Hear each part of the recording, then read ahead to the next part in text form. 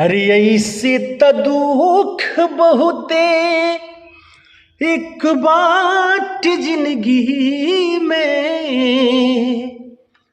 अरे पैसा के मोल बाकी यही जे बुझाता।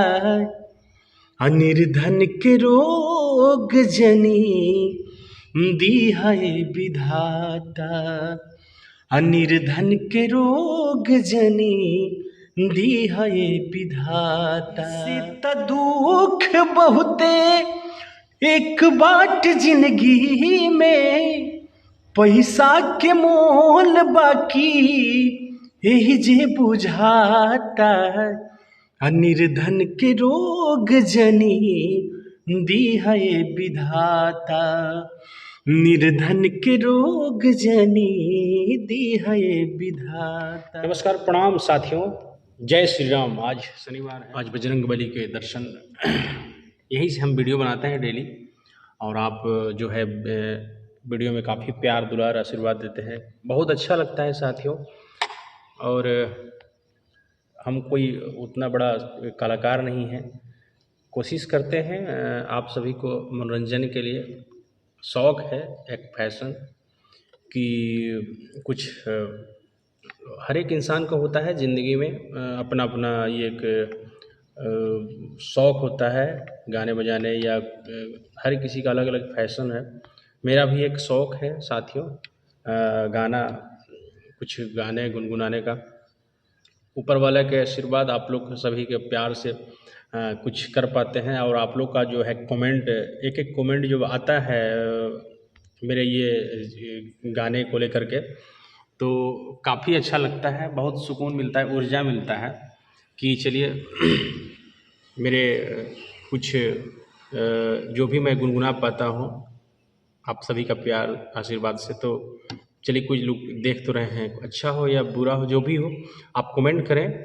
यदि मेरा गाना या मेरा ब्लॉग अगर अच्छा लगे या कहीं पर त्रुटि हो तो मैं माफ़ी चाहूँगा। और आप लोग कमेंट ज़रूर करें इस मेरा वीडियो में। और आप यदि चैनल पर नए हैं तो सब्सक्राइब करें मेरे साथियों। और काफ़ी अच्छा लगता है जब आप लोग का कमेंट आता है, एक एक कमेंट मैं पढ़ता हूँ, बहुत सुंदर मज़ा आता है साथियों। चलिए, आप मेरे वीडियो को देखते रहिए और बहुत आनंद आता है आप सभी से मिल करके।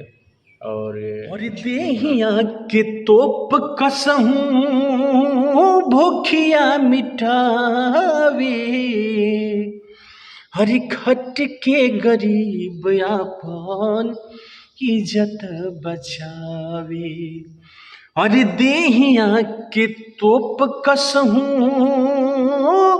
भूखिया मिटावे।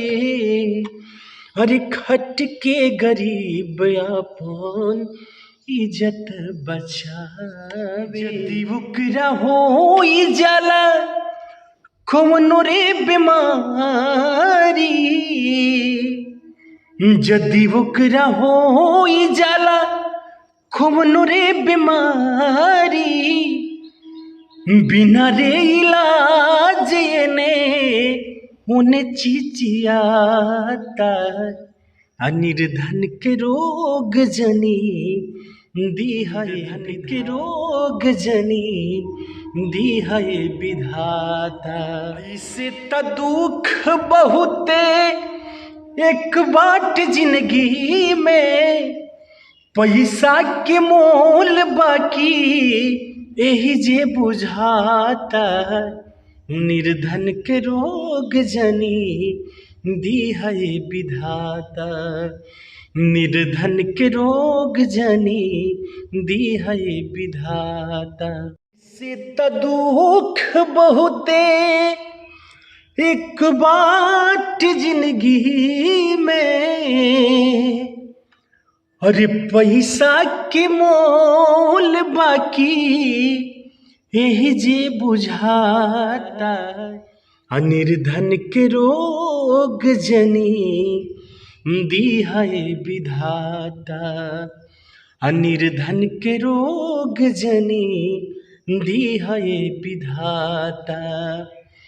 ऐसे त दुख बहुते एक बाट जिंदगी में पैसा के मोल बाकी यही जे बुझाता निर्धन के रोग जनी दी है विधाता निर्धन के रोग जनी दी है विधाता।